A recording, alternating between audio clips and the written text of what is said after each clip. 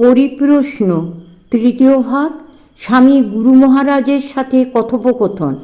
আমি গুরুদেবের নামটা বললাম না, গুরুদেবের নাম বলতে নেই, মা বলেছেন।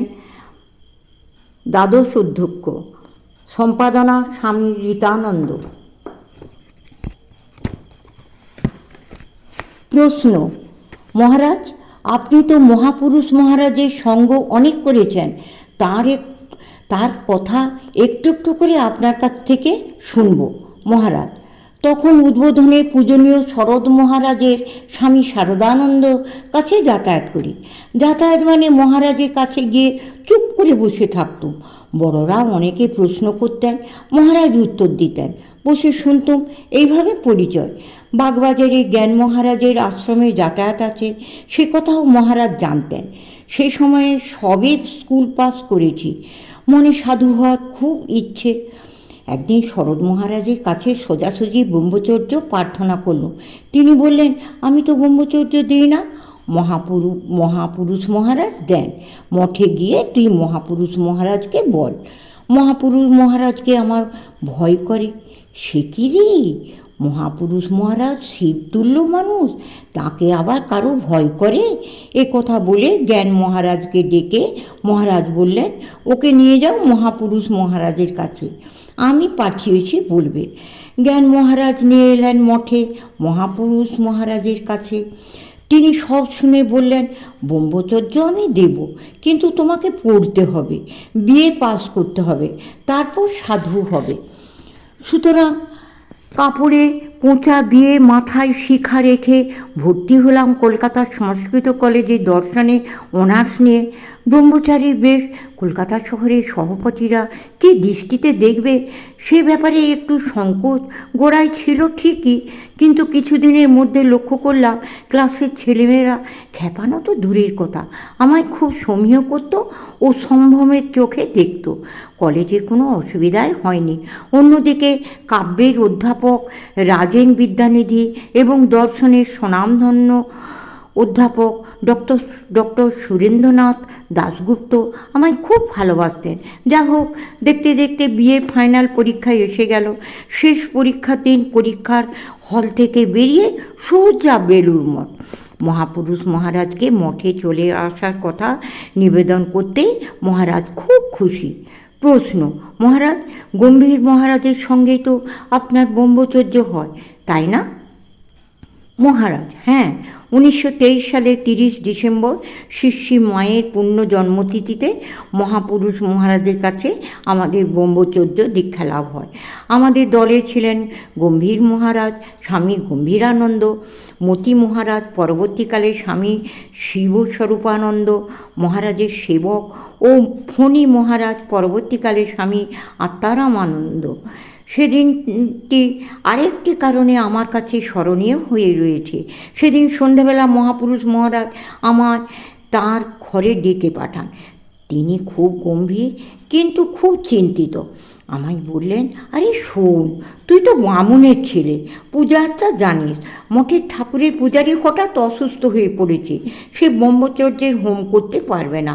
তুই তো এসব পারিস, তুই তোদের ব্রহ্মচর্যের হোমটা করবি। আমি এতে যারপন্যায় খুশি হয়ে মহারাজকে আশ্বস্ত করলাম। সত্যি সেদিন নিজেদের ব্রহ্মচর্য অনুষ্ঠানে হোম করতে পারার দুর্লভ সুযোগ পেয়ে কৃতার্থ হয়েছিলাম।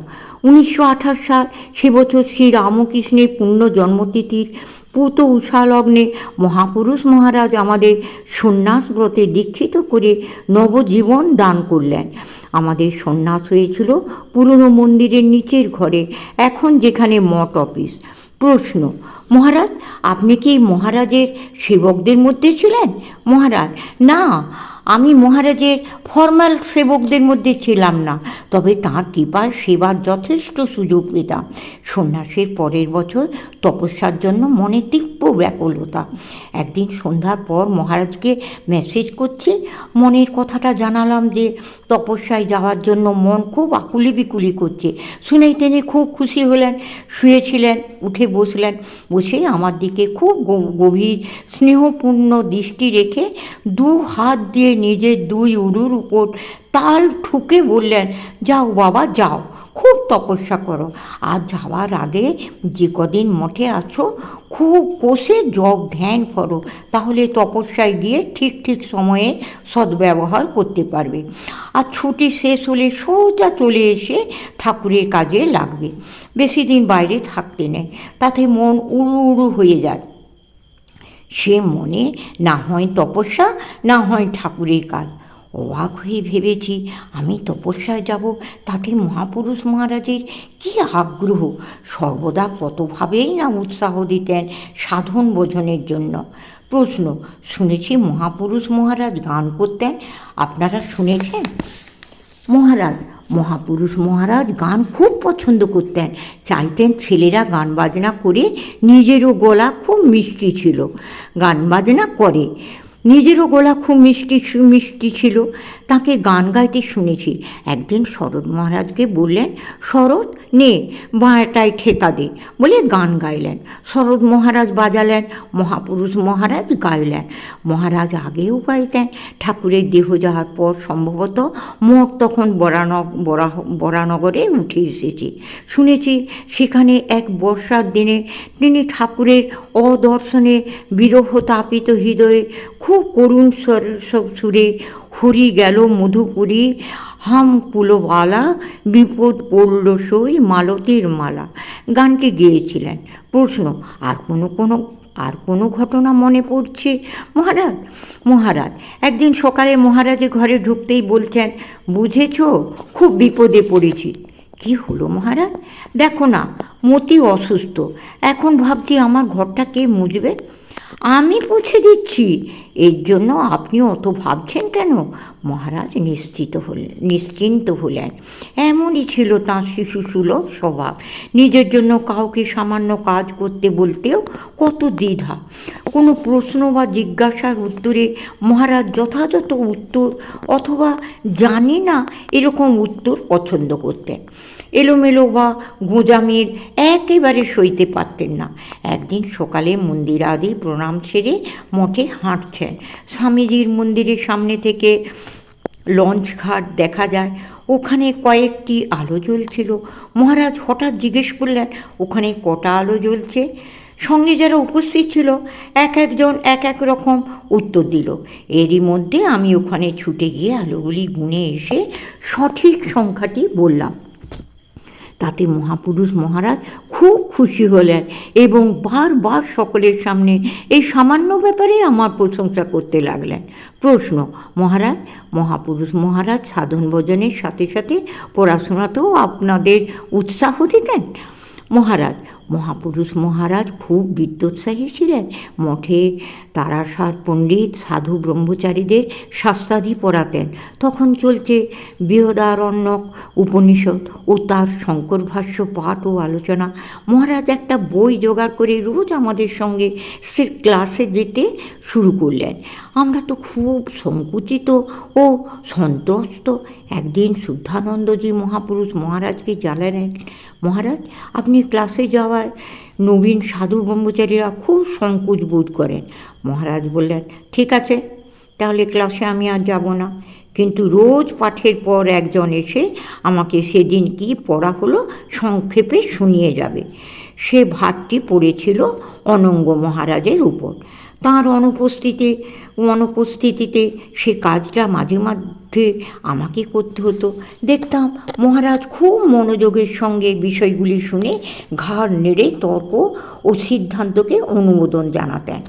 প্রশ্ন, মহারাজ, সে সময়ে মঠের কাজকর্ম তো আপনারা নিজেরাই সব করতেন? মহারাজ, মঠের সব কাজের প্রতি মহারাজের ছিল তীক্ষ্ণ নজর। ঠাকুর সেবার খুঁটিনাটি যত্নের সঙ্গে শেখাতেন। একদিন ঠাকুরের প্রসাদী পান মুখে দিয়ে সেটি মুখ থেকে বার করে ফেললেন। ঠাকুর ঘরের ভাঁড়ারিকে ডাকলেন। সে কাছে এলে মহারাজ তাকে বললেন, আজ তুমি ঠাকুরের মুখ পুড়িয়ে দিয়েছ, পানে এত চুন দিয়েছ, সাবধান, ঠাকুর এখানে জীবন্ত, আমাদের সেবা নেন। একথা বলে কতটুকু চুন সুপারি একটা পানে দিতে হবে সব সুন্দরভাবে বুঝিয়ে দিলেন। তারপর আবার বললেন, দেখো, মঠের আমি প্রেসিডেন্ট, এসব ঠাকুরের সেবা তো আমারই করার কথা, কিন্তু এখন বুড়ো হয়েছি, নিজে করতে পারি না, তাই তোমরা করো, দোষ ত্রুটি হলে সে তো আমারই অপরাধ। মহারাজ এমন ভঙ্গি ও বিনয়ের সুরে কথাগুলি বলেছিলেন, উপস্থিত আমাদের সকলের মনে ঠাকুর সেবার গুরুত্ব যে কত গভীর সেটি দৃঢ়ভাবে মুদ্রিত হয়ে গিয়েছিল। সেবার জ্যোতিশ্বরানন্দজি প্রবুদ্ধ ভারত পত্রিকায় এডিটর হয়ে মায়াবতী যাচ্ছেন। মহাপুরুষ মহারাজকে প্রণাম করে বিদায় নেওয়ার সময় বললেন, মহারাজ আমি কি লিখব, আমি কি জানি? মহারাজ তাকে আশ্বস্ত করে বললেন, খুব করে ঠাকুরের ধ্যান করবে। আমাদের ঠাকুর অনন্ত ভাবময়, দেখবে মাথায় এত ভাব আসবে যে তাতে একেবারে ভেসে যাবে। আরেকটা কথা বলেছিলেন, ধ্যানের সময় ভাববে যে মঠ মিশনের কাজ ইত্যাদি কিছুই নেই, শুধু ঠাকুর আছেন আর আমি আছি ক্রমশ।